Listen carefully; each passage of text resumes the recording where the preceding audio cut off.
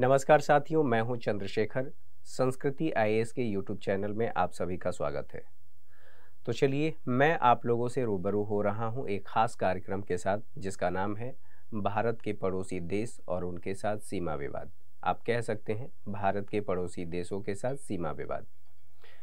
इस एपिसोड में हम लोग भारत के पड़ोसी देशों के साथ अलग अलग क्षेत्रों में जो विवाद हैं उनसे संबंधित पहलुओं को समझने का प्रयास करते हैं, आसान भाषा में तथ्यों के साथ आप लोगों तक पहुंचाने की कोशिश करते हैं। तो चलिए, आज के सेशन में हम लोग बात करने वाले हैं एक महत्वपूर्ण मुद्दे पर, एक महत्वपूर्ण विषय पर जो भारत और पाकिस्तान के मध्य एक लंबे समय से विवादित क्षेत्र है। दरअसल हम बात करने वाले हैं पीओके के बारे में, पाक ऑक्युपाइड कश्मीर के बारे में। तो चलिए शुरुआत करते हैं आज के सेशन की और देखते हैं इसके कौन कौन से पहलू हैं। तो पाक अधिकृत कश्मीर इसे कहा जाता है। इसका संक्षिप्त रूप है पीओके, यानी कि पाक ऑक्युपाइड कश्मीर। जम्मू कश्मीर का ये हिस्सा है और जैसा कि आप लोग यहाँ पर मैप में देख रहे हैं, दरअसल इस क्षेत्र को पीओके के नाम से जाना जाता है। ये वाला क्षेत्र वर्ष 1947 में जो युद्ध हुआ था, उस युद्ध में पाकिस्तान ने इस क्षेत्र पर कब्जा कर लिया था और तब से लेकर के अभी तक यह पाकिस्तान के कब्जे में है। दरअसल इस कहानी की शुरुआत कहाँ से होती है, कैसे होती है, ये बड़ा दिलचस्प है। तो इसको देखते हैं। पाकिस्तान में आज़ाद जम्मू और कश्मीर के नाम से इसे जाना जाता है, जिसका संक्षिप्त रूप है AJK, Azad Jammu and Kashmir. यहाँ पर अलग अलग सरकार है, यहाँ की अलग सरकार जरूर है, लेकिन यह क्षेत्र पाकिस्तान सरकार के सीधे नियंत्रण में है। यानी कि हम कह सकते हैं कि केंद्र के नियंत्रण में यहाँ पर सारी गतिविधियां संचालित की जाती हैं या इसका देखरेख केंद्रीय नियंत्रण में किया जाता है। इन बातों को समझने के बाद आगे बढ़ें तो पीओके के दो हिस्से हैं, जिसे एक हिस्से को हम गिलगिट बाल्टिस्तान कहते हैं और दूसरे हिस्से को हम पीओके कहते हैं। ठीक, अब यहाँ पर आप देख पा रहे हैं कि ये जो क्षेत्र है ये गिलगिट बाल्टिस्तान वाला क्षेत्र है और ये जो क्षेत्र है ये पीओके कहा जाता है। और यहाँ आप लोगों को ये देखने को मिलेगा कि भारत सरकार ने जो नक्शा जारी किया है उस नक्शे के अकॉर्डिंग यह जम्मू कश्मीर का हिस्सा है। आगे चल करके और इस विषय पर हम बात करने वाले हैं, तो इस नक्शे को और डिटेल में समझेंगे। आज़ाद जम्मू कश्मीर के बारे में हमने बात किया और गिलगिट बाल्टिस्तान के बारे में बात किया, दोनों क्लियर आप लोगों को मैप में दिख रहा है।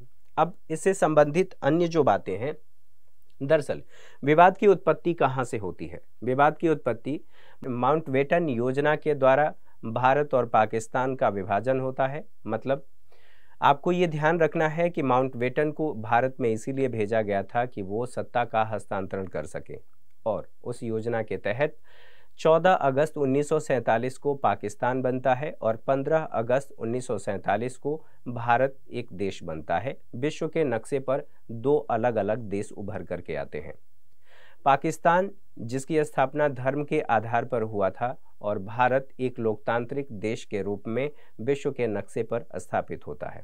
यहाँ तक बातें समझने के बाद महाराजा हरि सिंह की बात यहाँ पर अक्सर होती है, अक्सर आप लोगों ने सुना होगा। दरअसल जब ये विभाजन हो गया, विभाजन के बाद 1947 में ही पाकिस्तान समर्थित कबायली समाज ने इस कश्मीर क्षेत्र में आक्रमण किया। आक्रमण के दौरान ये कहा जाता है कि वो कबायली के भेष में वहाँ के पाकिस्तान की आर्मी भारत पर अटैक की थी और उसी समय से ये क्षेत्र पाकिस्तान के कब्जे में है, जिसे पीओके कहा जा रहा है।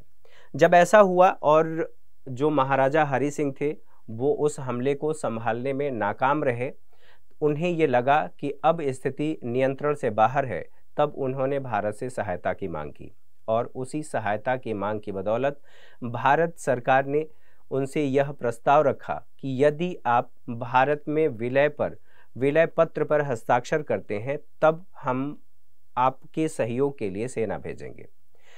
दरअसल ऐसा कहने का कारण क्या था?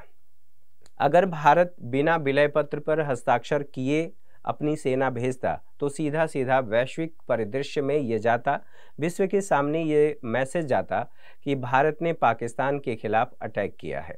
इसलिए चूंकि वो मसला महाराजा हरि सिंह का था, इसलिए भारत सरकार ने ये कहा कि यदि आप इस पर विलय पत्र पर हस्ताक्षर करते हैं तब हम आपके मामले में हस्तक्षेप करेंगे या सेना भेजेंगे।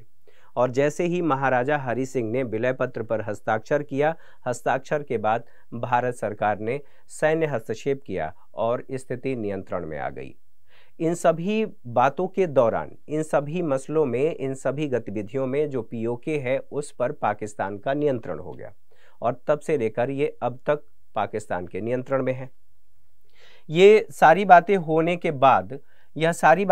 के बाद माउंटबेटन ने 26 अक्टूबर 1947 को एक समझौते पर हस्ताक्षर किया। समझौते पर जो हस्ताक्षर किया गया, उस समझौते के आधार पर जो महाराजा हरि सिंह ने जिस विलय पत्र पर हस्ताक्षर किया गया था महाराजा हरि सिंह के द्वारा, 3 विषय भारत को दिए गए। पहला रक्षा, और दूसरा विदेश मामले, और तीसरा संचार मामले। बाकी मामलों में स्वायत्तता दी गई थी कश्मीर को। अब यहाँ पर ये मामला भारत ने संयुक्त राष्ट्र संघ में उठाया और संयुक्त राष्ट्र संघ से इसके समाधान की मांग की। कई बार कई विद्वान ये कहते हैं कि भारत ने दरअसल यहीं पर गलती कर दी। खैर, ये मसला अलग है कि वो देखेंगे कि भारत की गलती थी या नहीं थी, ये भविष्य के गर्भ में छिपा हुआ है। यहाँ पर बात ये है कि जब संयुक्त राष्ट्र संघ से इस मुद्दे के समाधान की बात की गई भारत की तरफ से, तो 3 सदस्यीय आयोग का गठन किया गया और ये आयोग दिसंबर 1948 में शांति बहाली करने और जनमत संग्रह कराने के लिए प्रस्ताव पेश किया। और जैसे ये प्रस्ताव पेश किया गया, इस प्रस्ताव के बाद यहाँ पर हमें ये ध्यान रखना है कि इसी समझौते में कुछ प्रावधान किए गए थे और उन प्रावधानों में पाकिस्तानी सेना के लिए कहा गया था कि इन क्षेत्रों से पाकिस्तान अपनी सेना को वापस हटाएगा, वापस बुला लेगा। दूसरा ये कहा गया कि कश्मीर का प्रशासन यहाँ के स्थानीय लोगों द्वारा संचालित किया जाएगा, न कि पाकिस्तान के द्वारा।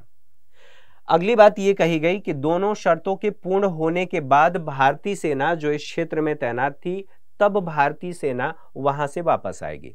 लेकिन जो उपरोक्त 2 शर्त बताए गए थे, उन शर्तों का पाकिस्तान के द्वारा पालन नहीं किया गया। इस वजह से ये अभी तक दोनों देशों के मध्य विवाद का विषय बना हुआ है।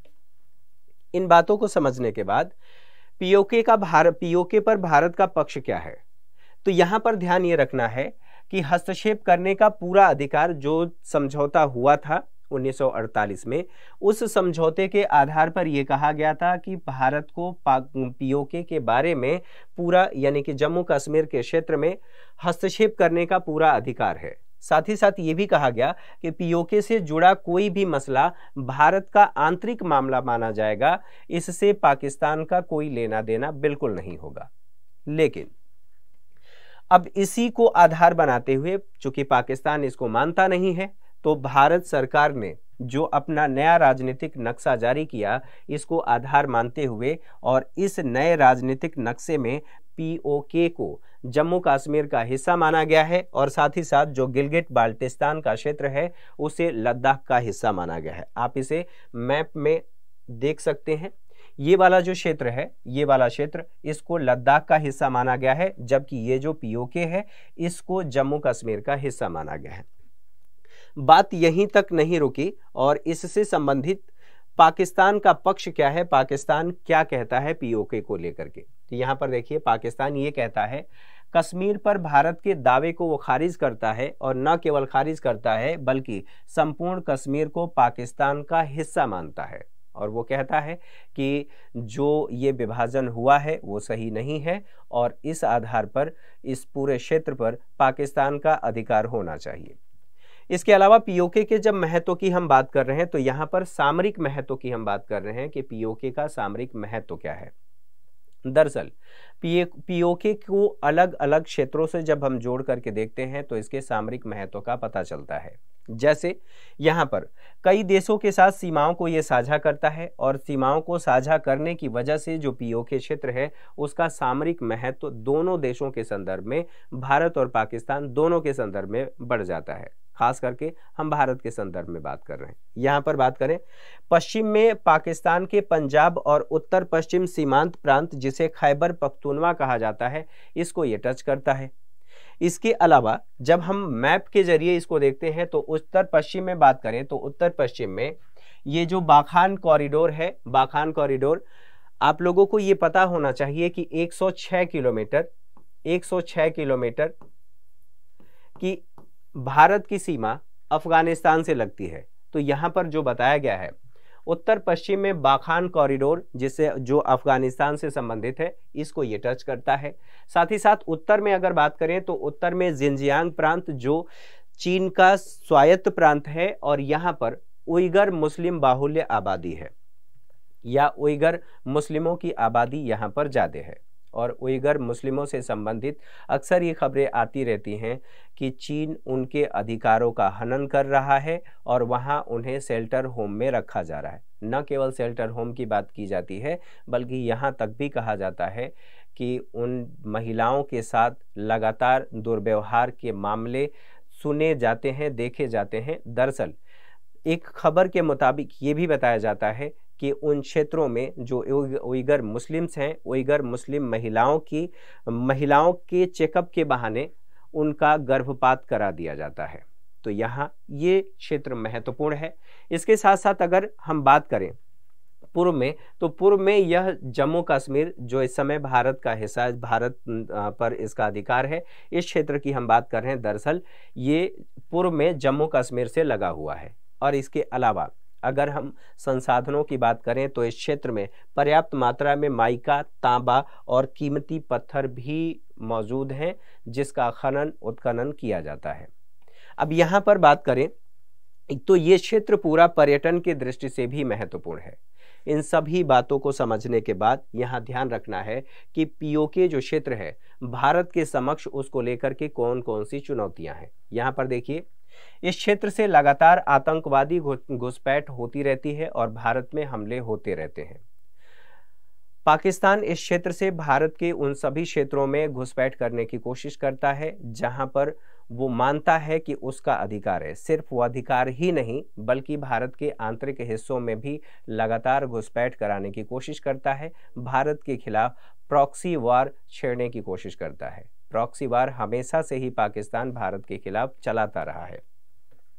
पाकिस्तान ने समय के साथ इस पीओके क्षेत्र में, पूरे पीओके क्षेत्र में जो जनसंख्या है उसका समीकरण बदल दिया है। दरअसल यहाँ पर जो जनसंख्या है उसमें बदलाव कुछ इस प्रकार से किया गया है। जो पूर्व सैनिक हैं उनको पंजाबी और पठानों को इस क्षेत्र में बसा दिया गया है, जिसकी वजह से जो वहाँ की स्थानीय आबादी थी उसका समीकरण बदल गया है। अब समीकरण बदलने का मायने क्या है? दरअसल अगर जनमत संग्रह भी कराया जाए तो जो समीकरण, जो वहाँ के लोग यानी कि पाकिस्तान के लोग यहाँ पर आके बस गए हैं उनकी जनसंख्या बढ़ गई है और अगर जनमत संग्रह कराया जाता है, स्वाभाविक सी बात है ये सभी लोग पाकिस्तान के पक्ष में मतदान करेंगे और फिर मामला भारत के हाथ से निकल जाएगा। तो जिस समय जनमत संग्रह की बात कही गई थी और आज की परिस्थिति को ध्यान में रखते हुए, जिसका कि हमेशा जिक्र करता रहता है पाकिस्तान की जनमत संग्रह के आधार पर इस मसले का समाधान होना चाहिए, दरअसल अब ये संभव नहीं है। ठीक है, हालांकि भविष्य के गर्भ में ये छिपा हुआ है कि इस समस्या का समाधान कैसे होगा, किस तरीके से किया जा सकता है। साथ ही साथ कश्मीर की अशांति में कारक की भूमिका ये निभाता है क्योंकि इन्हीं मार्गों से, इन क्षेत्रों से भारत के कश्मीर में उन सभी क्षेत्रों में आतंकवादी गतिविधियों को बढ़ावा देने की कोशिश की जाती है जहां पर पीस इस्टेब्लिश करने की भारत सरकार कोशिश करती है।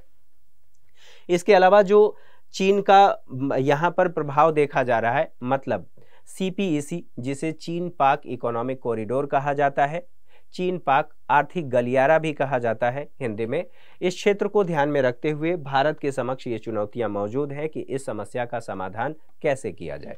आगे बढ़ें, संभावित समाधान क्या हो सकता है? तो सबसे पहले पड़ोसी देश को भारत की संप्रभुता का ध्यान रखना चाहिए, जिसका वो कतई ध्यान नहीं रखता। अगर भारत की संप्रभुता का ध्यान रखता तो फिर इस क्षेत्र से CPEC का निर्माण नहीं होता। साथ ही साथ हम बात करें 26 अक्टूबर 1947 को जो महाराजा हरि सिंह द्वारा इंस्ट्रूमेंट ऑफ एक्सेशन पर हस्ताक्षर किया गया था, जो भारत को वैधानिक रूप से संपूर्ण जम्मू कश्मीर पर अधिकार प्रदान करता है, उसको वो स्वीकार करता। लेकिन पाकिस्तान इसको स्वीकार नहीं करता है। साथ ही साथ भारत की संसद द्वारा 1994 में पारित प्रस्ताव के अनुसार पाकिस्तान अधिकृत कश्मीर और गिलगिट बाल्टिस्तान को जम्मू कश्मीर राज्य के अभिन्न हिस्से के रूप में बताया गया था। तो इस आधार पर पूरा यह क्षेत्र भारत का अभिन्न अंग माना जाता है। भारत की संसद द्वारा वर्ष 1994 में पारित प्रस्ताव के अनुसार पाकिस्तान अधिकृत कश्मीर और जो गिलगिट बाल्टिस्तान है, इन सभी क्षेत्रों पर भारत का पूर्ण अधिकार माना जाता है। तो ये इससे संबंधित बातें थी। जो विवाद भारत और पाकिस्तान के मध्य है, जिसे हम POK कहते हैं, पाक ऑक्युपाइड कश्मीर कहते हैं, इसके बारे में आप लोगों ने समझा। Thank you for watching.